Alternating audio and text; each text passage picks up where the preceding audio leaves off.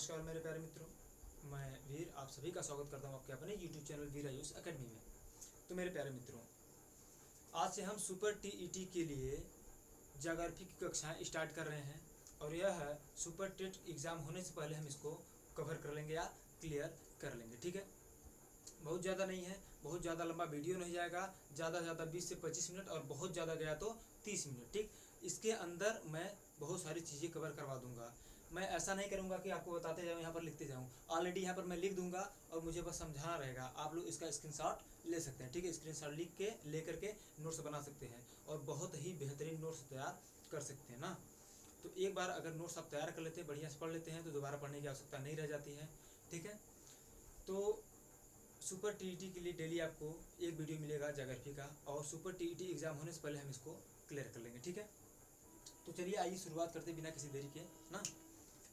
तो भूगोल के तहत हम लोग सबसे पहला चैप्टर क्या पढ़ेंगे? भारत की अवस्थिति एवं विस्तार। क्या भैया?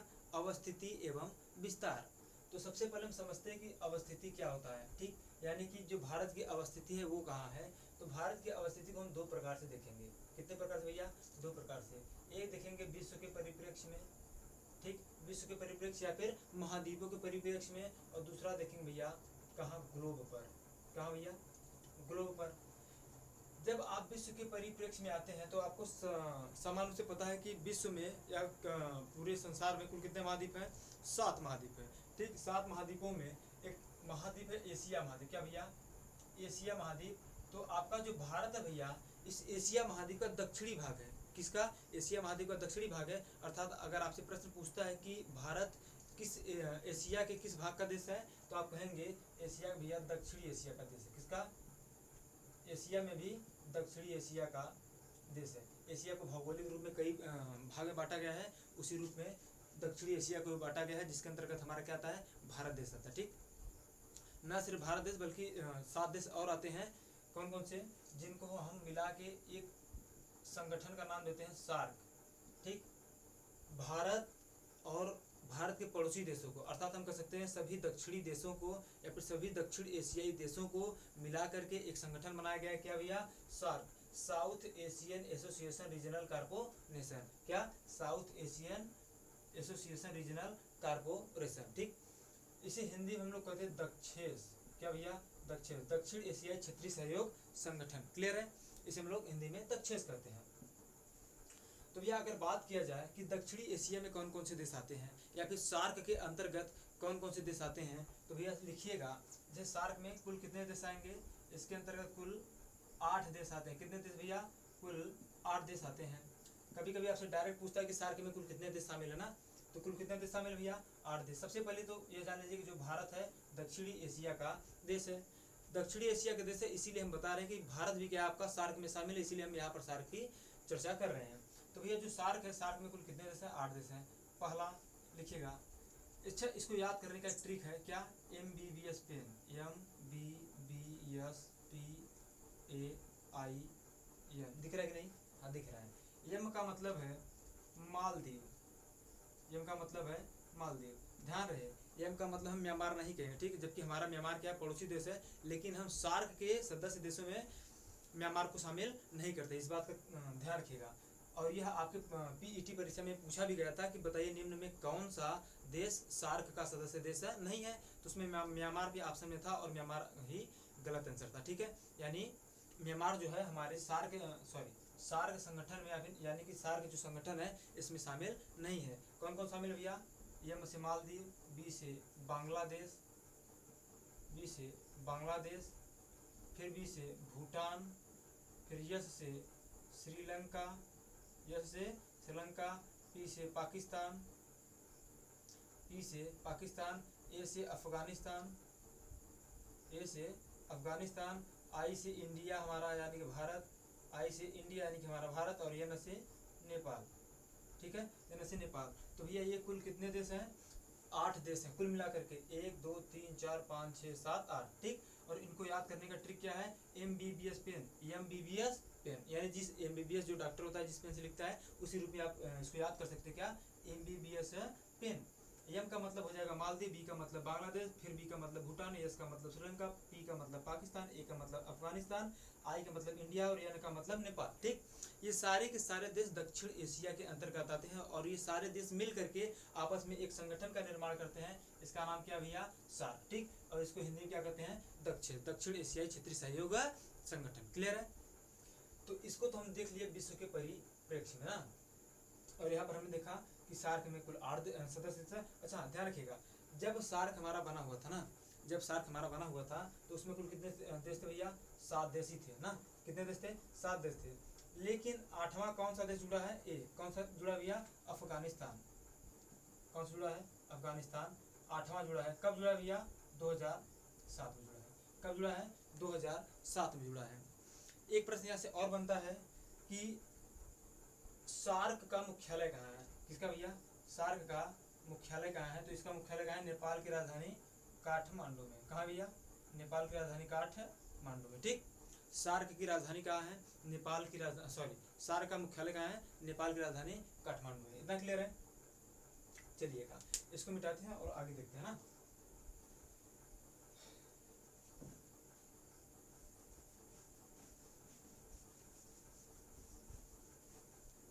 अब अगर हम देखें ग्लोब पर, ठीक कहाँ पर, ग्लोब पर देखिए कि भारत की अवस्थिति कहाँ है। तो भैया ग्लोब क्या होता है, देखिएगा इसे हम क्या मान लें, सामान्य रूप से एक ग्लोब मान लेना। ठीक है, ग्लोब क्या होता है, पृथ्वी का छोटा रूप होता है, फिर पृथ्वी का काल्पनिक रूप होता है, उसे हम क्या कहते हैं, ग्लोब कहते हैं। और इस ग्लोब पर ऐसे क्षैतिज, ठीक है, जब हम क्षैतिज रेखाएं खींचते हैं, ठीक, तो हम इसे क्या कहते हैं, अक्षांश रेखाएं कहते हैं। और जब इसी ग्लोब पर हम ऊर्ध्वाधर यानी कि खड़ी रेखा खींचते हैं तो इसे हम क्या कहते हैं, देशांतर रेखा कहते हैं। क्लियर है?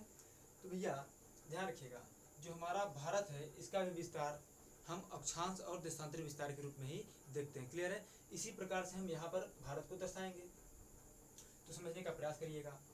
देखिएगा सबसे पहले भारत का जो अक्षांशीय विस्तार यानी कि इस ये वाला यानी क्षैतिज विस्तार ऐसे ऐसे करते हुए जाएंगे, ऊपर तक पहुँचते हुए कहाँ जाएंगे, भारत के अंतिम छोर तक जाएंगे ना। तो भारत का अक्षांशीय विस्तार कितना है, 8 अंश 4 मिनट से लेकर 37 अंश 6 मिनट भारत का अक्षांशीय विस्तार यहाँ लिख दे रहे हैं।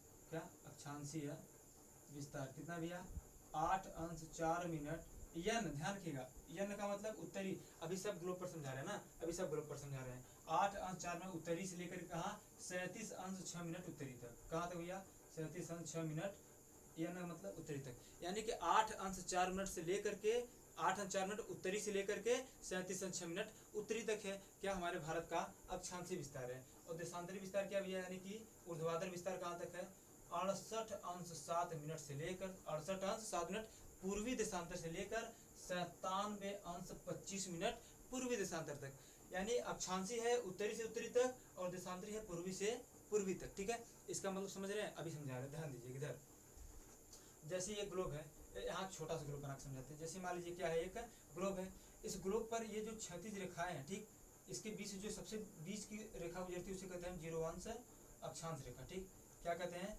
0 अंश अक्षांश रेखा। ठीक, तो बात आती है भैया कि कुल कितने अक्षांश रेखाएं हैं। ये जो विस्तार भैया 8 से 37 तक गया तो कहाँ तक जा सकता है ना। तो कुल अक्षांश रेखाओं की संख्या 181, 0 अंश को लेकर के कुल अक्षांश रेखाओं की संख्या कितनी है, 181 है। तो 0 अंश के ऊपर कुल अक्षांश रेखाएं कितनी भैया, 90 यानी 90। 0 अंश के ऊपर जाएंगे 1 2 3 4 5 करते हुए 90 तक जाएंगे। और 0 अंश के नीचे कुल कितने भैया, नीचे भी कितने हैं, 90 डिग्री, यानी कि 90 अक्षांश रेखाएं हैं किसके, 0 डिग्री अक्षांश रेखा के नीचे भी ना। यानी कि जब हम ग्लोब पर विषुवत रेखा या फिर 0 अंश अक्षांश रेखा खींच देते हैं तो इस 0 अंश अक्षांश के ऊपरी भाग को कहते हैं हम उत्तरी अक्षांश, और 0 अंश के निचले भाग को क्या कहते हैं, दक्षिणी अक्षांश कहते हैं। इतना क्लियर हुआ। 0 अंश के उत्तर में उत्तरी अक्षांश होता है और दक्षिण में दक्षिणी अक्षांश होता है। लेकिन यहीं पर एक छोटा सा ग्लोब हम और बनाते हैं और इस बार हम क्या खींचते हैं भैया, ऊर्ध्वाधर रेखा खींचते हैं, या फिर हम कह सकते हैं देशांतर रेखा। इसे क्या कहते हैं, 0 अंश देशांतर कहते हैं। तो ध्यान रखिएगा, अगर आपसे पूछे देशांतर रेखाओं की संख्या कितनी है तो कितनी भैया, 360 है। ठीक, कितनी है, देशांतर रेखाओं की संख्या 360 है। 0 डिग्री भैया, 0 डिग्री की इधर 180 देशांतर रेखा 180 इधर होता है। ठीक है, 0 अंश को लेकर शामिल करके कुल कितने हैं, 360 देशांतर रेखाएं। कितने, 360 देशांतर रेखाएं हैं। तो अब यहाँ समझने का प्रयास करिएगा। अक्षांश रेखा 181 है और हमारा जो भारत का विस्तार है, अक्षांशीय विस्तार कितना है 8 अंश 4 मिनट उत्तरी से लेकर के 37 अंश 6 मिनट उत्तरी। तो भैया ये जो हम 0 अंश डिग्री खींचे हैं इसको मिटा दें, इसको मिटा रहे हैं यहाँ से, नहीं तो इधर समझिएगा। ये हमारा क्या है 0 डिग्री अक्षांश है, क्या है भैया 0 डिग्री अक्षांश है। अब 0 डिग्री अक्षांश के ऊपर हमने बताया कि उत्तरी अक्षांश होगा और नीचे क्या होगा दक्षिण अक्षांश होगा। और हमारा अक्षांशीय विस्तार क्या है उत्तरी से उत्तरी तक, यानी कि अगर ये हमारा 0 डिग्री है तो हमको 8 अंश 4 मिनट से 37 तक जाना भैया। तो हम 0 के बाद कहाँ तक जाएंगे, 1 2 3 करते हुए मान लीजिए हमारा 8वां जो अक्षांश रेखा है ये क्या है, ये हमारा क्या भैया 8वां अक्षांश रेखा 8 अंश, ठीक है 8 अंश 4 मिनट। इसको मिटाते हैं, इसको समझ गए होंगे, स्क्रीनशॉट ले लीजिएगा आप लोग। 8 अंश 4 मिनट उत्तरी अक्षांशीय है, 8 अंश 4 मिनट 37 तक जाना है। ध्यान है यहाँ तक पूरा कुल कितना है 90 है, हमको 37 तक जाना है। मान लीजिए 37 कितना आता है यहाँ तक आ जाएगा, ठीक है मान लेते 37 यहाँ तक आ जाएगा, हम इसको भी खींच लेते हैं, ठीक। अब यानी हमें पता चल गया जो हमारे भारत का अक्षांशीय विस्तार कितना है 8 अंश 4 मिनट उत्तरी से 37 अंश 6 मिनट उत्तरी तक। यानी जो हमारा भारत होगा इन्हीं अक्षांश रेखाओं के मध्य में कहीं भी विस्तृत होगा ना, ये जो इतना दिख रहा है इन्हीं अक्षांश रेखाओं के मध्य में कहीं भी विस्तृत होगा। अगर हम देशांतरी विस्तार को भी देख लें, ठीक, तो देशांतरी विस्तार हमारा क्या कहता है, देशांतरी विस्तार कहता है 68 अंश 7 मिनट पूर्वी से 97 अंश 25 मिनट पूर्वी तक। तो ध्यान रखिए पूर्वी से पूर्वी कर रहा है, ये भैया क्या आपका 0 डिग्री देशांतर है, ये जो ऊर्ध्वाधर खींचे हैं कह रहा है 68 से 97 तक जा रहा है। और हमने बताया कि 0 डिग्री के पूर्व में और पश्चिम में दोनों तरफ कितना होता है 180 डिग्री देशांतर होती है, यानी कुल कितना डिग्री देशांतर हो जाएगा 360, यानी कि कुल 360 देशांतर रेखाएं होती हैं। तो आपसे कह रहा है कि विस्तार कितना है 68 अंश 7 मिनट पूर्वी, तो 0 के बाद एक आएगा, एक भाई 68 यहीं तो आ नहीं जाएगा, कम से कम यहाँ तक आएगा। चलिए हम यहाँ तक मान लेते क्या 68 डिग्री, ठीक। तो इसको हम खींच लेते पड़े 68 डिग्री, किसको देशांतर को। ध्यान रहे 0 अंश के उत्तर में क्या होगा उत्तरी अक्षांश और 0 अंश डिग्री के दक्षिण में दक्षिणी अक्षांश, और 0 अंश देशांतर के पूर्व में क्या होगा पूर्वी देशांतर और पश्चिम में पश्चिमी देशांतर होता है, ठीक है। तो हम पूर्व में, हमको पूर्वी देशांतर हमारा विस्तार है तो पूर्व में जाएंगे ना। 68 से लेकर कहाँ तक भैया 97 तक, मान लेते भैया 97 डिग्री यहाँ पर जा रही है, गुजर रही है ना, जो 97 डिग्री देशांतर है यहाँ से गुजर रही है। तो भैया अब हमको पता चला हमको अक्षांशीय और विस्तार अक्षांशीय और देशांतरी दोनों विस्तार लेके चलना है। तो देखिएगा हमारा जो अक्षांशीय विस्तार है ये वाला लाइन है और ये वाला लाइन, देशांतरी विस्तार ये वाला है और ये वाला है। अतः हमको एग्जैक्ट स्थिति कहाँ मिल रही है यहाँ पर, ठीक, एग्जैक्ट स्थिति हमारा यहाँ पर मिल रहा है। तो हमारी जो भारत की स्थिति होगी ग्लोब पर वो कहाँ होगी भैया इस वाले एरिया में होगी। अगर आप ग्लोब देखेंगे या फिर मानचित्र देखिएगा तो आपको यहाँ पर मिल जाएगा कि हमारा भारत है देश। इतना क्लियर है। चलिए अब अगर इतना क्लियर है तो समझते हैं भारत के कुछ सामान्य जानकारियों के बारे में, ठीक। अक्षांशीय विस्तार कितना हुआ, अगर आपसे पूछ दे मुख्य भूमि का अक्षांशीय विस्तार तो 8 अंश 4 मिनट से लेके 37 अंश 6 मिनट, ठीक, ये मुख्य भूमि का विस्तार है। अगर द्वीपों से पूछ दे तो ध्यान रखिएगा यहाँ से अंडमान निकोबार द्वीप समूह का विस्तार है। तो भैया ये देख रहे हैं जो निकोबार द्वीप है यहाँ तक जब आप पहुँचेंगे तो भैया यहाँ से इसका जो विस्तार है 6 अंश 4 मिनट है, कितना 6 अंश, यानी यहाँ से 2 अक्षांश और ऊपर उठा हुआ है ये क्या हमारा मुख्य भूमि ना, यहाँ 6 डिग्री अक्षांश है। तो अगर आपका पूछ दे कि द्वीपों सहित भारत का अक्षांशीय विस्तार कितना है तो 6 अंश 4 मिनट से 37 अंश 6 मिनट। लेकिन अगर वैसे सामान्य रूप से पूछे कि भारत का अक्षांशीय विस्तार कितना है या फिर पूछ दे मुख्य भूमि का, भारत की मुख्य भूमि का अक्षांशीय विस्तार कितना है तो कितना है 8 अंश 4 मिनट उत्तरी से 37 अंश 6 मिनट है उत्तरी तक, ठीक है। देखिए हमको पता है कि हम थोड़ा सा तेज जा रहे हैं, अगर तेज जा रहे हैं तो भी बताइएगा, स्लो पढ़ा रहे हैं तो भी बताइएगा, जैसा भी होगा हमको कमेंट करके जरूर बताइएगा आप लोग, ठीक है। अपना फीडबैक देना ना भूलिएगा प्लीज़, कि वीडियो कैसा लगा ना। आगे देखिएगा, आगे हम बात करें इसकी सामान्य जानकारियों के बारे में। तो अच्छा अक्षांशीय विस्तार हो गया, देशांतरी विस्तार पूछेगा तो कितना कहेंगे 68 अंश 7 मिनट से 97 अंश 25 मिनट क्या पूर्वी, दोनों ही पूर्वी रहेगा, 68 अंश 7 मिनट पूर्वी से 97 अंश 25 मिनट पूर्वी देशांतर तक ना, देशांतर कहिएगा। पूर्वी और पश्चिमी देशांतर होता है, उत्तरी और दक्षिण क्या होता है अक्षांश होता है। इतना क्लियर है। चलिएगा अब देखिएगा सामान्य रूप से अगर आपसे बात करें, सामान्य रूप से देखिए यहाँ से भी सवाल बनता है कि बताइए भारत का जो सबसे उत्तरी बिंदु, भारत का सबसे दक्षिणी बिंदु, भारत सबसे पूर्वी बिंदु, भारत सबसे पश्चिमी बिंदु। सबसे पहले जान लीजिए कि मैप पे क्या, मैप में या फिर किसी भी लिखी हुई सामग्री का, ठीक, दिशा जो होता है उत्तर हमेशा क्या होता है ऊपर की तरफ होता है, ठीक, दक्षिण उसके ठीक नीचे। और जब हम ब्लैक बोर्ड पर या फिर व्हाइट बोर्ड पर या फिर किसी बुक के सामने रहते हैं तो हमारा जो दायां होता है भैया वो क्या कहलाता है, पूर्व कहलाता है, और बायां क्या कहलाता है, पश्चिम कहलाता है, यानी कि वेस्ट कहलाता है ना। तो ध्यान रखिएगा, यहाँ पर हमारा पूर्व क्या होगा, ये पूर्वी होगा, ये पश्चिमी होगा, ये उत्तरी होगा, ये दक्षिणी होगा। तो समान रूप से आपसे यहाँ से प्रश्न यह बनता है कि भैया बताइएगा, भारत का सबसे पूर्वी बिंदु क्या है, भारत का सबसे पूर्वी बिंदु क्या है। तो हमने यहाँ ऑलरेडी लिखा हुआ है भैया किबिथु या वालांगू। तो मेरे प्यारे मित्रों, यहाँ पर आपको किबिथु भी मिल सकता है और वालांगू भी मिल सकता है, ठीक है। ऐसा प्रश्नों में देखने को मिला है कई बार कि भैया कहीं कहीं वालांगू दे देता है, कहीं कहीं किबिथु दे देता है, ठीक। तो ये किबिथु या वालांगू किस राज्य में है, सबसे पूर्वी राज्य आपका क्या है भैया, अरुणाचल प्रदेश। भारत का सबसे पूर्वी राज्य क्या है, अरुणाचल प्रदेश, और सबसे पश्चिमी राज्य गुजरात है ना, और सबसे दक्षिणी राज्य क्या है, तमिलनाडु है, और सबसे उत्तरी राज्य क्या है, क्या है, अब जम्मू कश्मीर या लद्दाख नहीं होगा, अब हो जाएगा हिमाचल प्रदेश। क्यों, राज्य की बात किया जा रहा है, केंद्र शासित प्रदेश की नहीं, राज्य की बात किया जा रहा है। यहाँ तक आपको क्या था भैया, पहले जम्मू कश्मीर था, अब जम्मू कश्मीर इतना वाला एरिया रह गया, और ये वाला पूरा एरिया क्या हो गया, ऊपर का लद्दाख हो गया है। उसके बाद क्या आता है भैया आपका ये चिपी, यानी कि हिमाचल प्रदेश आता है। तो अब जो है भारत का उत्तरतम राज्य क्या हो गया है भैया, हिमाचल प्रदेश। लेकिन अभी भी जब उत्तरी बिंदु की बात करेगा तो हम किसको लेंगे भैया, इंदिरा कॉल को लेंगे, ठीक है। इंदिरा कॉल किस राज्य में है, तो राज्य में नहीं, केंद्र शासित प्रदेश में। किस केंद्र शासित प्रदेश में, लद्दाख में। क्लियर है, किसमें, लद्दाख में ना। सबसे पूर्वी हो गया किबिथु या वालांगू, और सबसे उत्तरी हो गया इंदिरा या कॉल, सॉरी इंदिरा कॉल। अगर सबसे पश्चिम की बात करें तो गुजरात राज्य में है क्या भैया, गौर माता या गुहार मोती। कभी कभी आपसे पूछ देता प्रश्न कि भारत के सबसे पश्चिमी बिंदु के बारे में बताइए, कि या फिर भारत की सबसे पश्चिमी बिंदु क्या है, तो बताइए क्या है, गौर माता या गुहार मोती। आपको इन दोनों में से कुछ भी मिल सकता है, क्या, गौर माता या गुहार मोती। क्लियर है, चलिएगा। अब अगर आपसे पूछे थे दक्षिणतम बिंदु के बारे में, देखिए यहाँ पर थोड़ा सा कंफ्यूजन होता है दक्षिणतम बिंदु में। अगर आपसे पूछता है कि भारत का दक्षिणी बिंदु क्या है, तो सामान्य रूप से होता है इंदिरा पॉइंट। और इंदिरा पॉइंट कहाँ भैया, यहाँ यहाँ कहाँ भैया, इंदिरा पॉइंट, ये द्वीप जो निकोबार द्वीप है, कहाँ, यहाँ पर इंदिरा पॉइंट। तो ध्यान दीजिएगा, बस जरा ध्यान दीजिएगा, यहाँ एक दो ऊपर के ये जो 4 द्वीप समूह है, यहाँ से यहाँ तक, यहाँ से यहाँ तक, ये है अंडमान द्वीप समूह, क्या, अंडमान। और ये नीचे के जो 2 हैं, ये क्या है भैया, निकोबार द्वीप समूह, क्या भैया, निकोबार द्वीप समूह। इसके बीच में एक छोटा छोटा और द्वीप है, बहुत सारे द्वीप है, लेकिन यहाँ पर जो मुख्य बड़े बड़े हैं उनकी बात किया जा रहा है ना।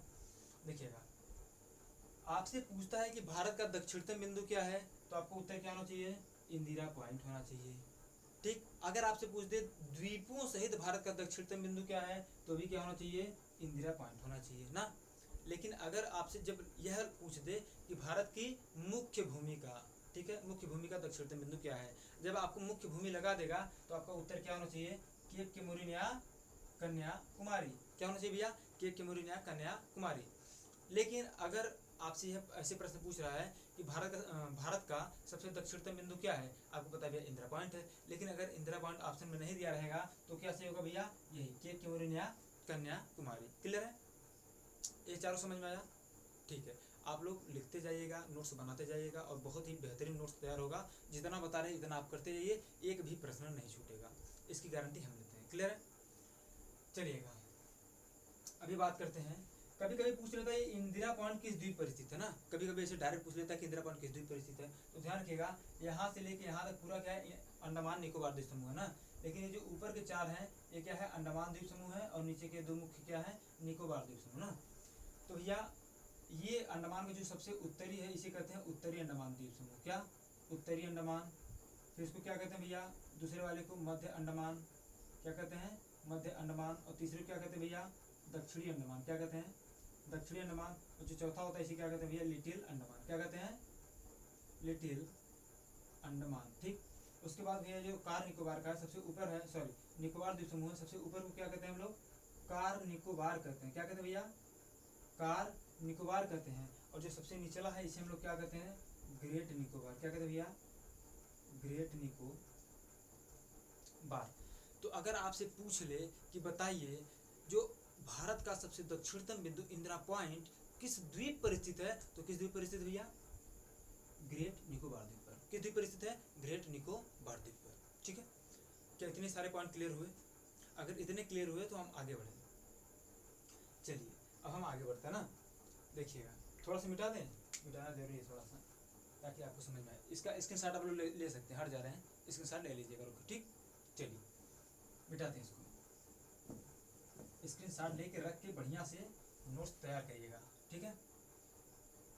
अभी देखिएगा, इसको थोड़ा सा मिटा रहे हैं ना, यहाँ पर इसकी कोई आवश्यकता नहीं है, यहाँ पर इसकी भी नहीं है, और ऊपर इसकी भी नहीं है, ठीक है। मेरा मिटाने वाला डस्टर नहीं मिल रहा है, इस वजह से इसे मिटाना पड़ रहा है। देखिएगा, अगर हम सामान्य रूप से बात करें, इधर देखिए, ये हमारा पूरा भारत है, ठीक, भारत है। भारत के इधर क्या भैया, पश्चिम उत्तर पश्चिम में क्या है, कौन सा देश है, पाकिस्तान है। क्या भैया, पाकिस्तान है। दिख रहे कि नहीं दिख रहे हैं, हाँ। और पाकिस्तान के जस्ट ऊपर ये क्या है, यहाँ से यहाँ तक अफगानिस्तान है। क्या भैया, अफगानिस्तान। और यही अफगानिस्तान के ऊपर से लग क्या आता है, कौन सा देश, चाइना आता है। क्या आता है, चाइना आता है। चाइना आके यहाँ म्यांमार के सीमा पर मिल जाता है ना। ये क्या भैया, म्यांमार है, ये है म्यांमार, और ये है चीन, यानी कि चाइना ना। उसके बाद यहाँ से यहाँ तक क्या है, नेपाल है, और यहाँ से यहाँ तक क्या भैया, भूटान है ना। क्या है, भूटान है। और यहाँ से लेकर के यहाँ तक क्या है हमारा, बीडी, यानी कि बांग्लादेश है। और ये जो लटका हुआ भाग है, क्या है, श्रीलंका। और यहाँ पर एक छोटा सा द्वीप है, इसको भी मिटाते हैं। देखिएगा, यहाँ पर छोटा सा द्वीप है, ध्यान रखिएगा, लक्षद्वीप आपका यहाँ पर है, ठीक। जो छोटा सा द्वीप हम बात कर रहे हैं, यह एक देश है, क्या, मालदीव। क्या है भैया, मालदीव, ठीक। हालांकि हमको सिर्फ पड़ोसी देशों के बारे में जानना है कि हमारे पड़ोसी देश कौन कौन से हैं, ठीक है, इतना ही हमको जानना है। तो ध्यान रखिएगा, हमारे भारत के कुल कितने पड़ोसी देश हैं, कुल 7 पड़ोसी देश हैं। कितने देश भैया, कुल 7 पड़ोसी देश हैं। कौन कौन से, गिन लीजिए, पाकिस्तान 1, अफगानिस्तान 2, चाइना 3, नेपाल 4, भूटान 5, म्यांमार 6, बांग्लादेश 7, ठीक, बांग्लादेश 7। अब अगर आप यह कहेंगे कि नहीं सर, श्रीलंका भी भारत का पड़ोसी देश है, तो भैया पड़ोसी देश है, लेकिन भारत के अंतर्राष्ट्रीय सीमा से नहीं लगता है। श्रीलंका एक द्वीपीय देश है। क्या है, एक द्वीपीय देश है। द्वीप का मतलब क्या हो जाएगा, कि ऐसा भूमि, यानी कि ऐसा जमीन या फिर ऐसा स्थलीय क्षेत्र जिसके चारों तरफ क्या हो, जल हो, या वह चारों तरफ जल से घिरा हो, उसे हम क्या कहेंगे, द्वीप कहेंगे ना। तो श्रीलंका क्या भैया, एक द्वीपीय देश है। मालदीव की बात करेंगे तो मालदीव भैया क्या है, चारों तरफ जल से घिरा है, तो ये भी क्या होगा, एक द्वीपीय देश होगा। क्लियर इतना, एक सेकेंड।